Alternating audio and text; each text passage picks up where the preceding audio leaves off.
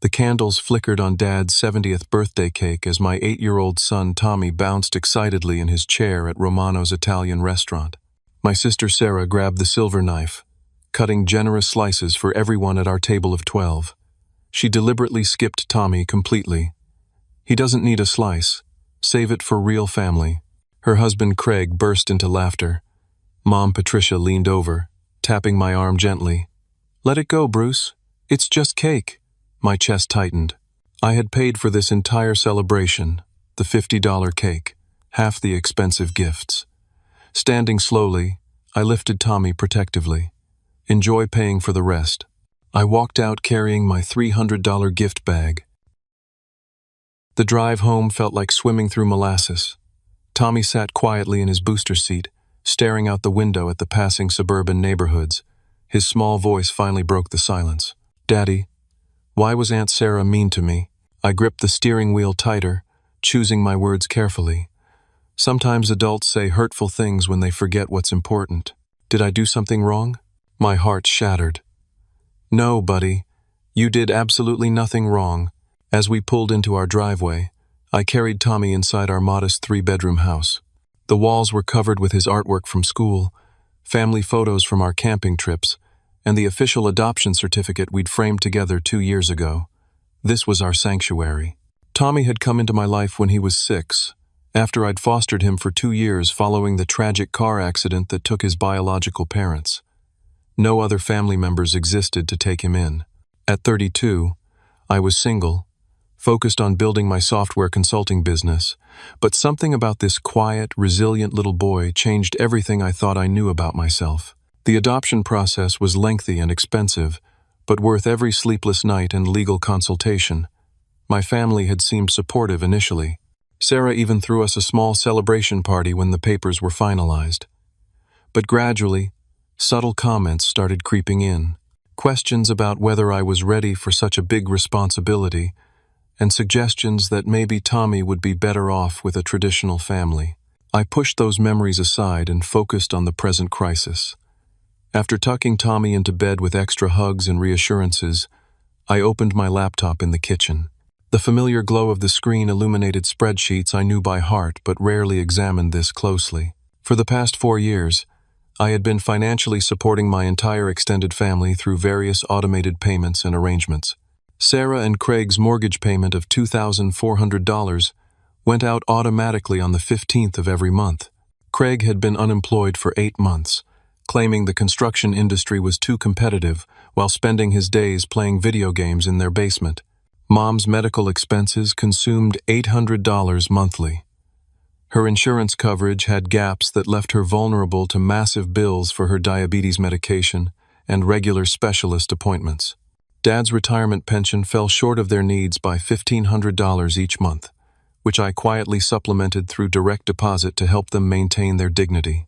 My younger brother Danny's student loan consolidation required $450 monthly. He'd made poor choices in college, accumulating debt for a degree he never completed. My sister Lisa's daycare costs for her twin daughters totaled $1,200 monthly. Her husband worked irregular hours at a warehouse, and they constantly struggled to afford basic childcare. The grand total of my monthly family support, $6,350. Over the course of a year, that amounted to $76,200 of my income, dedicated to keeping my family afloat financially. Tommy wandered into the kitchen in his dinosaur pajamas, rubbing his sleepy eyes. "Daddy, I can't sleep. I keep thinking about the cake." I closed the laptop and knelt down to his level. "Tommy, do you know what makes a family?" He shook his head, climbing onto my lap in the kitchen chair. "A family is people who choose to love each other every single day. They support each other, celebrate together, and protect each other. Biology doesn't make a family, love does. So we're a real family? We're the most real family I know." He smiled for the first time since the restaurant incident. "Will they stop loving me now?" The question gutted me.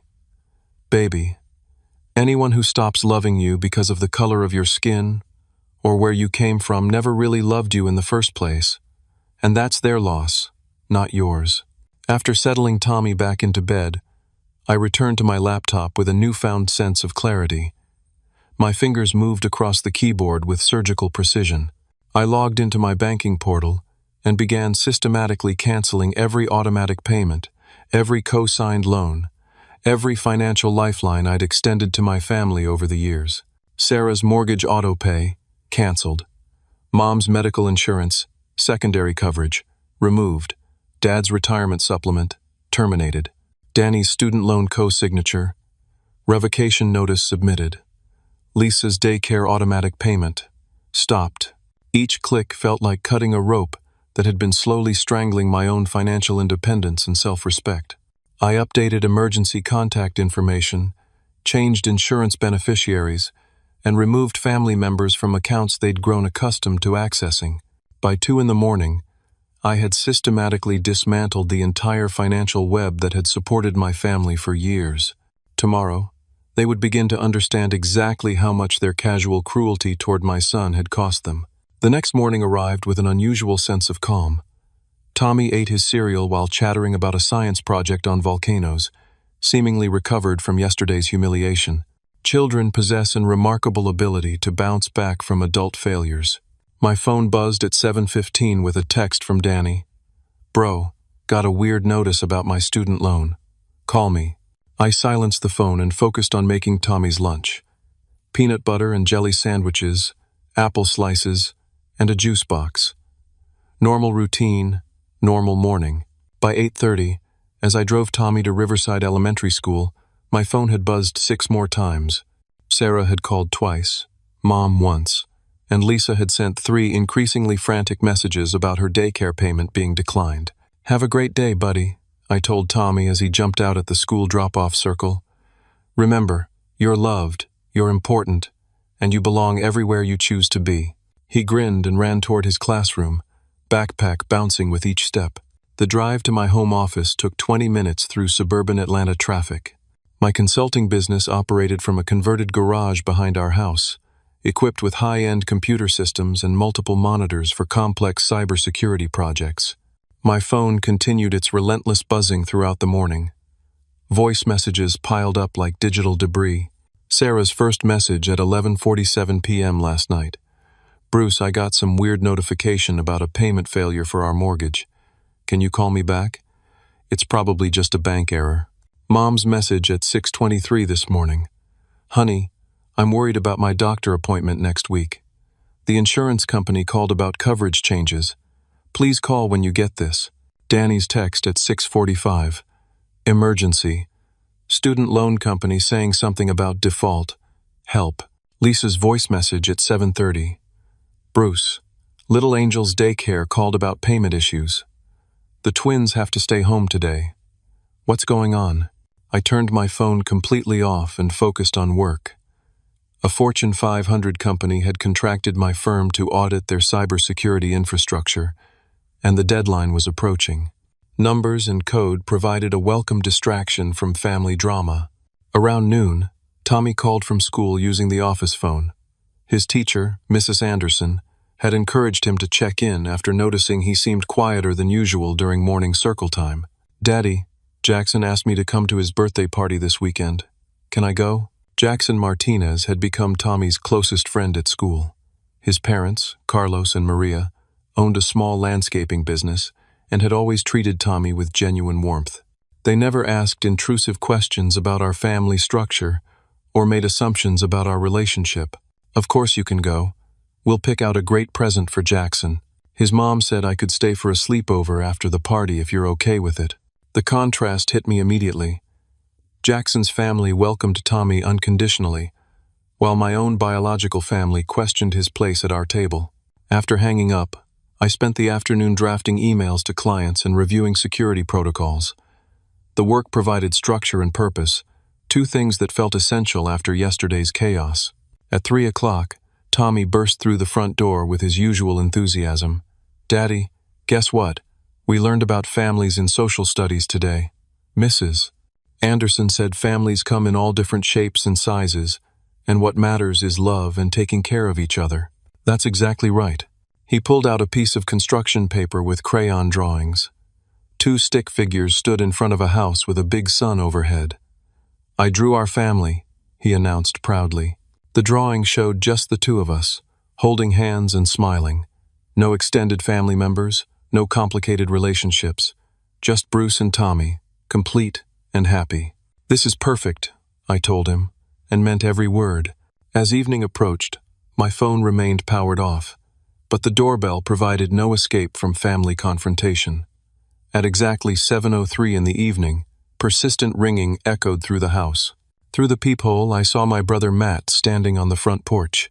At 28, Matt worked as a mechanic at a local auto shop and had always been the most reasonable member of our family. His face looked unusually pale, and he clutched his smartphone tightly. I opened the door cautiously. "Matt? Bruce, we need to talk.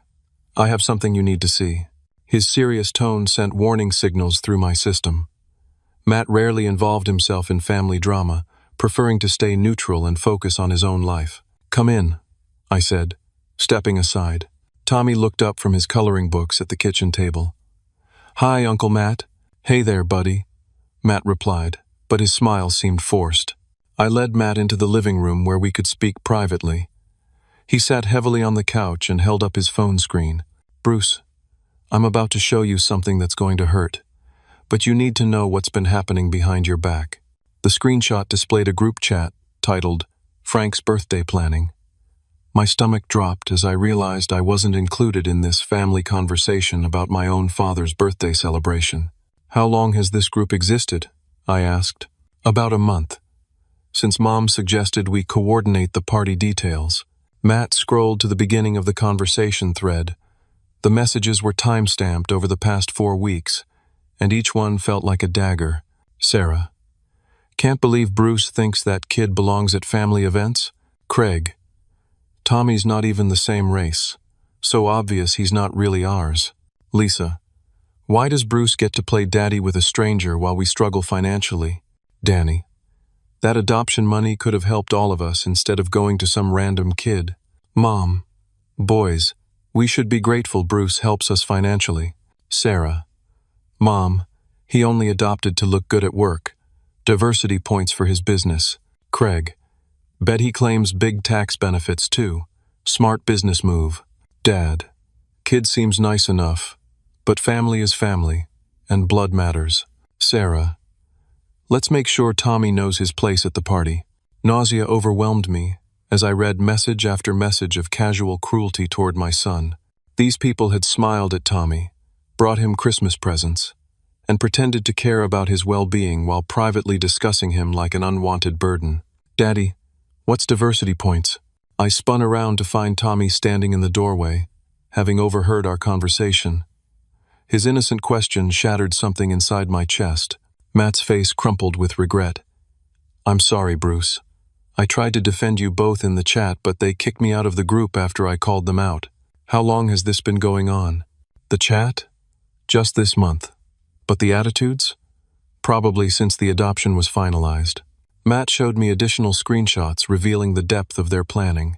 They'd coordinated to make Tommy feel excluded at family events, discussed ways to convince me that adoption was too expensive and unfair to the rest of the family, and even debated whether I should consider changing Tommy's status from adoption to temporary guardianship to save money. There's more, Matt said reluctantly.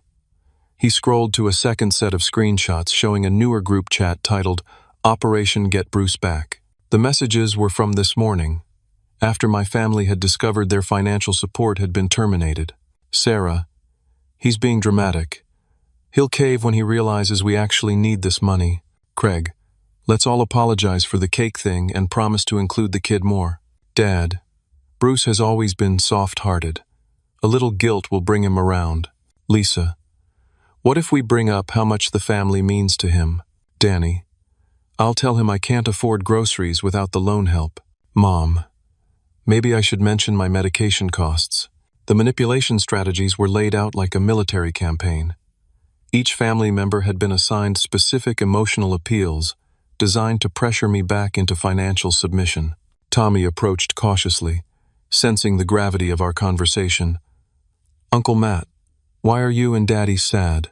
Matt knelt down to Tommy's eye level. Sometimes adults say and do things that aren't very nice, but that doesn't mean anything is wrong with you, okay? You're awesome exactly the way you are. I know, Tommy replied with surprising confidence. Daddy tells me that every day. After Matt left with promises to keep me informed about any additional family schemes, I sat Tommy down for an age-appropriate explanation of what we'd discovered. Some people in our family said some unkind things about us, I began carefully. They don't understand that love is what makes a family, not just being born into one. Are they mad because I'm not white like you? The directness of his question took my breath away. At 8 years old, he'd already processed the racial dynamics that adults preferred to ignore or deny. Some people have trouble accepting differences, I admitted, but that's their problem to solve, not ours. Will you still love me? Even if they don't. Tommy, I will love you every single day for the rest of my life, no matter what anyone else thinks or says. You are my son, period. That night, as I tucked him into bed, Tommy asked one final question that revealed wisdom beyond his years. Daddy, are we going to be okay without them? We're going to be better than okay, I promised. We're going to be happy. The following morning brought an escalation I hadn't anticipated. My doorbell rang at 7:03 a.m., jarring me from the first decent night's sleep I'd had in weeks. Through the front window, I could see Matt pacing on my doorstep, phone pressed to his ear and agitation written across his entire body. Tommy was still sleeping peacefully, exhausted from processing yesterday's emotional revelations. I opened the door quietly, hoping to avoid waking him. Bruce, you need to see this immediately, Matt whispered urgently. The family group chat exploded overnight. I poured coffee while Matt pulled up screenshots on his phone. His hands were actually shaking as he scrolled through message after message of family members revealing their true feelings about Tommy and our relationship. They think I'm still blocked from the main chat, Matt explained, but Lisa added me back accidentally when she created a new thread. I've been watching them plan their next moves. The screenshots revealed conversations that had been happening parallel to the birthday party planning, dating back almost 6 months. My family hadn't just been tolerating Tommy. They'd been actively strategizing ways to undermine our bond. Sarah, Bruce is getting too attached to that kid. It's not healthy. Craig, we should find ways to remind him the kid isn't really his. Mom, maybe if we emphasize Tommy's differences more, Bruce will realize this isn't working. Dad, the boy needs to understand his place in this family. Lisa, what if Tommy decides he wants to find his real family when he gets older? Danny, Bruce is wasting money on that kid that could help all of us. But the most devastating messages had been sent just hours ago, after they realized I'd cut off their financial lifelines. Sarah, time for nuclear option. I'm calling Child Protective Services. Craig, what would you report? Sarah, single man, no family support, adopted kid showing behavioral issues. Lisa, that's too far, Sarah. Sarah, he's choosing that stranger over his real family. Someone needs to reality check him. Danny, maybe CPS visit would wake him up. Dad, now hold on. We don't want to hurt the boy. Mom, Sarah, please don't involve outside agencies. Sarah, I already called. Told them I was concerned about my nephew's welfare. The coffee mug slipped from my hands, shattering against the kitchen floor. Matt looked up from his phone with genuine fear in his eyes. Bruce, she actually called CPS yesterday evening. I have the screenshot of her confirming it. My blood turned to ice water. Sarah had weaponized the child welfare system as retaliation for my cutting off her mortgage payments. She was willing to traumatize Tommy and potentially destroy our family to maintain her financial convenience. What exactly did she tell them? I managed to ask. Matt showed me Sarah's detailed message in the family chat. Told CPS worker that Bruce seems overwhelmed by single parenting, Tommy has been acting out at family events, and we're concerned about stability in the household. Mentioned that Bruce recently cut off all family relationships abruptly, which suggests possible mental health crisis. Each word felt like a physical blow. Sarah had crafted a narrative designed to make me appear unstable and Tommy appear neglected. She'd turned my protective decision to remove us from their toxicity into evidence of mental health problems. There's more, Matt continued reluctantly. She told them you've been isolating Tommy from family, spending excessive money on adoption-related expenses, and showing signs of attachment disorder. Attachement disorder? She Googled psychological terms to sound credible. Said you're overly protective and unable to maintain healthy family relationships. Tommy's footsteps on the stairs interrupted our conversation. He appeared in the kitchen doorway wearing his favorite Superman pajamas, hair sticking up in every direction. "Daddy, why is there glass on the floor?" "I dropped my coffee mug, buddy. Stay back while I clean it up." As I swept glass shards into a dustpan, my mind raced through the implications of Sarah's false CPS report. Social workers would need to investigate any claim involving child welfare, regardless of the motivation behind it. They would interview Tommy, examine our home, review my finances, and scrutinize every aspect of our relationship. The irony was devastating. My family's rejection of Tommy had forced me to protect him by cutting contact, and now they were using that protection as evidence that I was unfit to parent him. "Uncle Matt, are you staying for breakfast?" Tommy asked, hopefully. Matt glanced at me uncertainly. I nodded, needing time to process this new threat while maintaining normalcy for Tommy. "I'd love to, buddy. What are we having?" "Daddy makes the best pancakes on Saturdays." As I mixed batter and heated the griddle, Matt continued sharing screenshots quietly. The family's manipulation had evolved into something genuinely sinister. "Craig, CPS investigation will show Bruce can't handle this." "Sarah, exactly. Then Tommy gets placed with a proper family." "Lisa, you mean like us?" "Sarah, we could provide stable two-parent household." "Danny, plus financial support from Bruce would continue if Tommy lived with Sarah." The final piece of their plan became crystal clear. Sarah wasn't just trying to punish me for cutting off financial support. She was attempting to gain custody of Tommy to ensure the money kept flowing. In her twisted logic, if Tommy lived with her family, I would be obligated to provide child support while she gained access to adoption subsidies and tax benefits. "Daddy, you look worried," Tommy observed as I flipped pancakes. "Just thinking about some grown-up problems, buddy. Nothing you need to worry about." But internally, I was calculating my next moves. I needed to contact my attorney immediately, document all evidence of my family's harassment and false reporting, and prepare for a potential CPS visit that could happen at any time. Matt leaned closer while Tommy focused on his breakfast. "Bruce, there's something else. Sarah convinced your parents to go along with this plan. They're meeting with a family court attorney Monday morning." "For what?" "Grandparent visitation rights. They want legal access to Tommy even if you cut contact." Their attorney apparently told them that if they can prove you're alienating Tommy from family without just cause, they might be able to get court-ordered visitation. The scope of their coordinated attack was breathtaking. While I'd been focused on protecting Tommy from emotional harm, my family had been plotting legal maneuvers to force continued access to both him and my financial resources. "How do you know all this?" "Lisa feels guilty about the whole thing. She's been forwarding me screenshots because she thinks it's going too far." After Matt left with promises to keep monitoring the family communications, I faced the reality of my situation. My decision to protect Tommy from their cruelty had triggered a full-scale war, with my son's well-being as the primary casualty. But as I watched Tommy happily building a fort out of couch cushions in our living room, I felt something unexpected: clarity. My family's escalation had revealed their true priorities. They valued financial benefit and control over a child's emotional safety. They were willing to traumatize an 8-year-old boy to maintain their access to my income. For the first time since this crisis began, I felt completely justified in every boundary I'd established. The coming legal battles would be challenging, but I had truth, documentation, and resources on my side. Most importantly, I had Tommy's trust and love. Whatever happened next, we would face it together as the real family we'd built through choice, commitment, and unconditional love.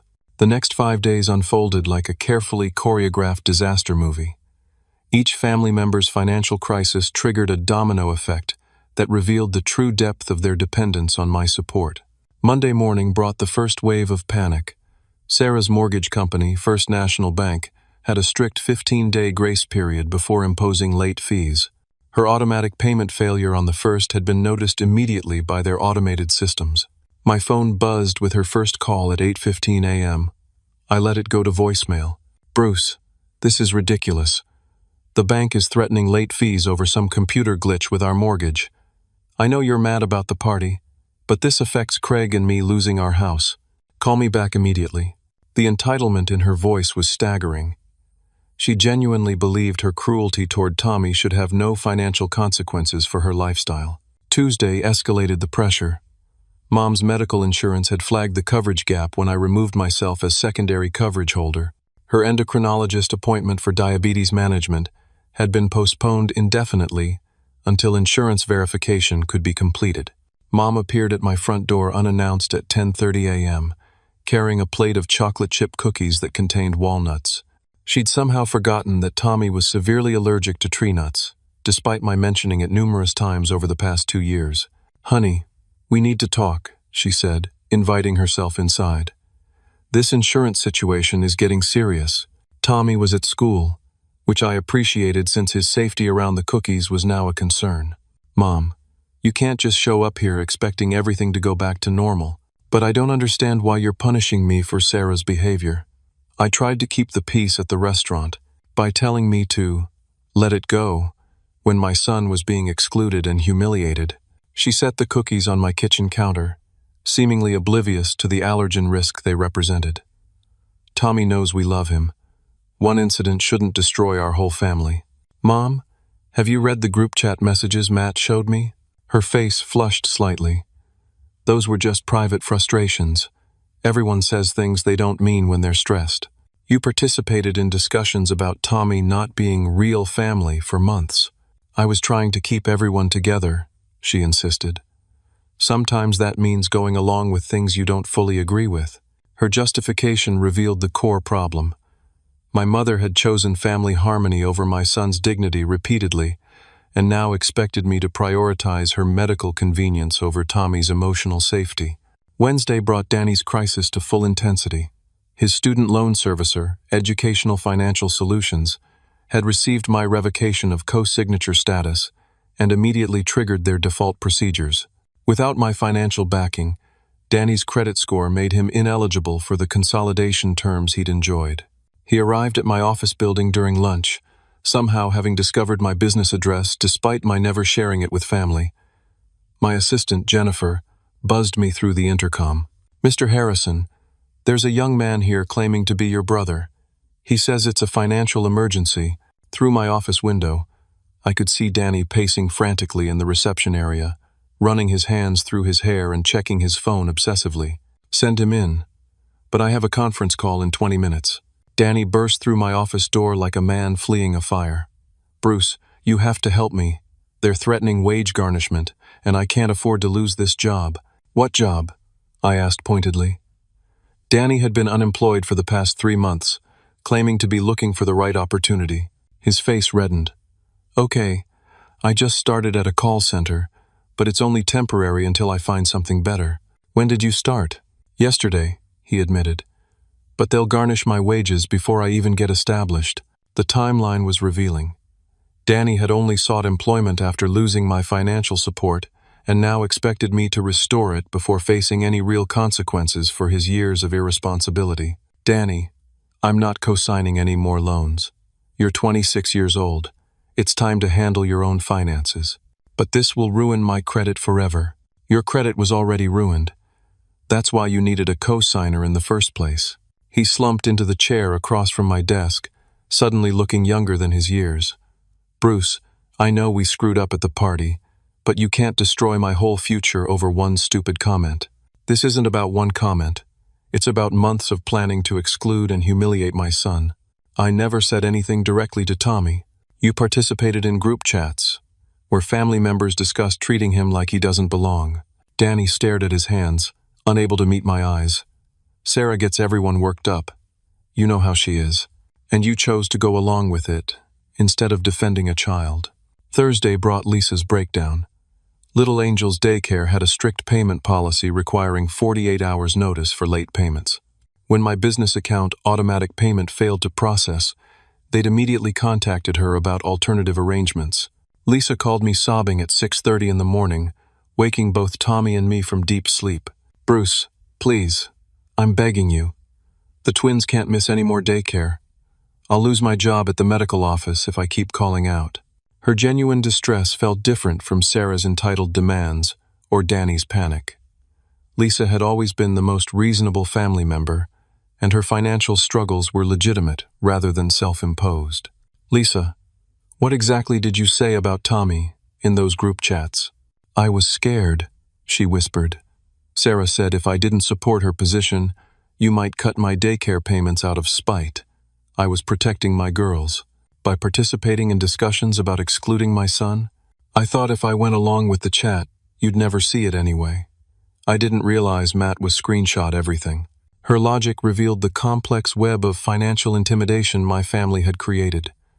Each member felt pressured to maintain Sarah's good graces because they believed she had influence over my financial decisions.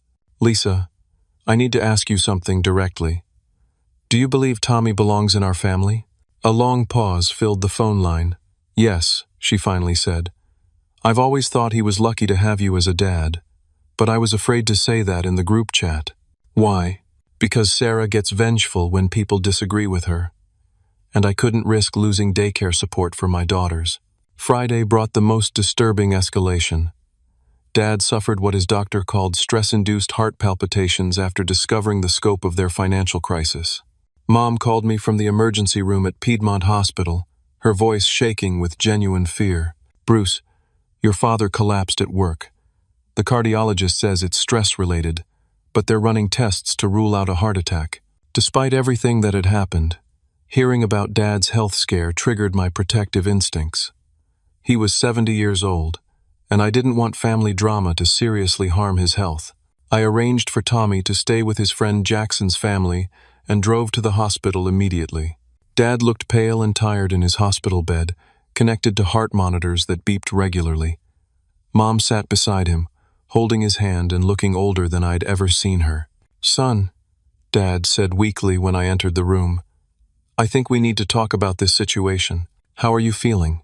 Like an old fool who let things get out of hand. Mom squeezed his hand. Frank, don't stress yourself. Patricia, I need to say this. He looked directly at me. I failed Tommy as a grandfather. I failed you as a father, and I nearly destroyed this family by going along with Sarah's nonsense. His admission caught me completely off guard. Throughout this entire crisis, Dad had remained relatively quiet while Sarah dominated family conversations. Dad, you need to focus on getting better. No, I need to fix this before it's too late. That little boy didn't deserve what happened at my birthday party. And you didn't deserve to have your generosity thrown back in your face. Mom started crying quietly. We just wanted everyone to get along. But sometimes keeping peace means letting wrong things happen. Patricia, we enabled Sarah's bad behavior for years because it was easier than confronting her, Dad said firmly. Now Bruce is protecting his son the way we should have protected him. The conversation was interrupted by Dr. Chen, Dad's cardiologist, who wanted to discuss the test results privately with family members. Mr. Harrison's cardiac function is normal, she explained in the hallway. However, his blood pressure is dangerously elevated due to stress. If he doesn't reduce the sources of stress in his life, he's at significant risk for stroke or heart attack. Mom gripped my arm. Bruce, please don't let family problems kill your father. Her words hit me like a physical blow. I'd been so focused on protecting Tommy that I hadn't considered the health implications for my elderly parents. But as I drove home that evening, I realized the situation was more complex than guilt manipulation. Dad's stress wasn't caused by my boundaries. It was caused by Sarah's escalating retaliation and the family's financial panic. The real question was whether my family would choose Tommy's well-being and honest relationships over Sarah's drama and financial convenience. Dad's health scare had created an opportunity for genuine change, but only if everyone was willing to abandon the manipulation strategies and false victim narratives they'd been using. That night, as Tommy and I discussed his fun day with Jackson's family, I felt a renewed sense of clarity about our priorities. My son's emotional safety and our authentic family bond were worth more than preserving relationships built on financial obligation and conditional acceptance. The coming weeks would reveal whether any family members were capable of choosing love over leverage. Saturday morning brought an unexpected perspective shift that would change everything. While Tommy played in our backyard, building an elaborate fort out of old cardboard boxes, I received a phone call that reminded me exactly who I was beyond my role as the family's financial supporter. "Bruce, it's Kevin." My business partner's voice crackled through the speaker. "I've got news that's going to blow your mind." Kevin Walsh had been my closest friend since college, where we'd studied computer science together at Georgia Tech. 3 years ago, we'd founded CyberGuard Solutions, specializing in cybersecurity consulting for Fortune 500 companies. "What's going on? Remember that proposal we submitted to Apex Technologies for their nationwide security overhaul? The one worth $2.3 million over 18 months? They accepted. Full contract, signed this morning. Bruce, we're officially playing in the big leagues now." I sat down heavily on my back porch steps, watching Tommy carefully arrange his cardboard kingdom. My family had no idea about the success I'd been building while they focused on their petty dramas and financial demands. The irony was overwhelming. For years, they'd assumed I made decent programmer money working from my home office. They'd treated my financial support as charity I could barely afford, rather than recognizing it represented a tiny fraction of my actual income. "There's more," Kevin continued. "Pacific Coast Ventures wants to meet with us next week about expanding operations to Seattle. They're talking acquisition discussion worth $15 million over 5 years. $15 million. The number felt surreal while sitting in my modest suburban backyard, watching my adopted son play contentedly with free cardboard boxes. "Kevin, I need to tell you something. My family situation has become complicated." I explained the restaurant incident, the group chat revelations, and Sarah's false CPS report. Kevin listened without interruption, occasionally making sounds of disgust at particularly cruel details. "Bruce, I've met your family at company events. I always wondered why you seemed to downplay your success around them." "What do you mean? Remember last year's client appreciation dinner? Your sister kept asking what you really do for work, because she couldn't believe cybersecurity was that profitable. And your brother-in-law suggested you were probably exaggerating your client contracts." I'd forgotten about those conversations, but Kevin's memory jogged my recollection of several uncomfortable moments when family members had questioned my professional achievements in front of clients and colleagues. "They never asked for details about my work," I realized aloud. "Because they didn't want to acknowledge you might be more successful than they assumed," Kevin said bluntly. "It was easier to see you as the family's financial safety net than to recognize you as an independent success." After hanging up with Kevin, I spent the afternoon reviewing our business financials with fresh perspective. CyberGuard Solutions had generated $2.3 million in revenue last year, with my personal income reaching $400,000. We employed 12 full-time consultants and maintained contracts with 17 major corporations. The money I'd been sending to my family monthly represented less than 2% of my annual income. Their financial dependence had never been about my inability to afford support. It had been about their refusal to develop independence. Tommy appeared beside me on the porch, covered in dirt and grinning widely. "Daddy, come see my castle. It has a drawbridge and everything." As I admired his architectural creativity, my phone buzzed with a text from an unknown number.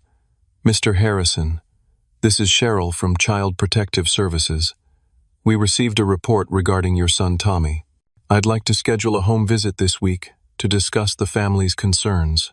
The CPS investigation was moving forward, just as Sarah had planned. But now I felt something different than the panic I'd experienced when Matt first showed me the screenshots. I felt prepared. "Daddy, who was that?" "Just someone who wants to visit our house this week, to see how happy we are together." "Will they like my fort?" "They're going to love your fort." Sunday brought a surprise that illustrated the contrast between my chosen family and biological relatives. Jackson's parents, Carlos and Maria Martinez, invited Tommy and me to their family barbecue, where I experienced something I'd forgotten existed: unconditional acceptance. "Bruce, Tommy talks about you constantly," Maria said as we watched the children playing soccer in their backyard. "Jackson adores having him as a friend." "He's a special kid," I replied. "You're a wonderful father," Carlos added. "Tommy is confident, kind, and secure. That doesn't happen by accident." Their validation felt more meaningful than years of grudging tolerance from my biological family. The Martinez family had embraced Tommy immediately, never questioning his place in our lives or treating our relationship as temporary or conditional. "We'd love to have Tommy stay here anytime you need support," Maria offered. "Carlos and I believe children should feel welcomed everywhere they go." As Tommy helped Jackson's grandmother with her garden, laughing as she taught him to identify different vegetable plants, I realized he was experiencing genuine extended family love with people who shared no biological connection to either of us. Monday morning brought the CPS home visit I'd been dreading since Sarah's false report. Cheryl Morrison arrived at 10 a.m. sharp, a middle-aged African-American woman with kind eyes and professional demeanor. "Mr. Harrison, thank you for accommodating this visit. I want to assure you that we take all reports seriously, but we also recognize that family disputes can sometimes motivate false claims." Her directness surprised me. "You're aware this might be retaliation?" In my 15 years doing this job, I've learned to recognize certain patterns. A sudden report immediately following financial disputes often indicates non-genuine concerns. Tommy greeted Cheryl politely, offering to show her his room and his recent school projects. As she interviewed him privately, I prepared myself for potential challenges to our family stability. 20 minutes later, Cheryl returned to the kitchen where I waited nervously. "Mr. Harrison, Tommy is one of the most well-adjusted children I've encountered. He speaks confidently about your relationship, feels secure in his home environment, and clearly trusts you completely. What happens next?" "I'll be filing a report indicating no credible concerns about Tommy's welfare or your parenting capacity. However, I do want to warn you that the family member who made this report suggested she might pursue grandparent visitation rights through family court. Is that possible?" Georgia law allows grandparent visitation petitions, but they must prove that visitation serves the child's best interests and that you're unreasonably denying access. Based on what I've seen today and the circumstances surrounding this report, I doubt any court would find in their favor. After Cheryl left with promises to close the investigation quickly, I felt a profound sense of validation. The professional whose job was protecting children had immediately recognized the stability and love in our home. That afternoon, I made a decision that felt both terrifying and liberating. I called my attorney, Patricia Wells, and scheduled an appointment to discuss proactive legal protection for Tommy and myself. "Patricia, I want to explore relocating to Seattle for business expansion. What would that mean for any potential custody challenges from my family?" "Relocation with proper notice and legitimate business reasons is generally protected, especially when you're the sole legal parent," she explained. "However, if your parents file for grandparent visitation, leaving the state could complicate things. What if I can prove they've been actively harmful to my son's emotional well-being? Documentation is everything."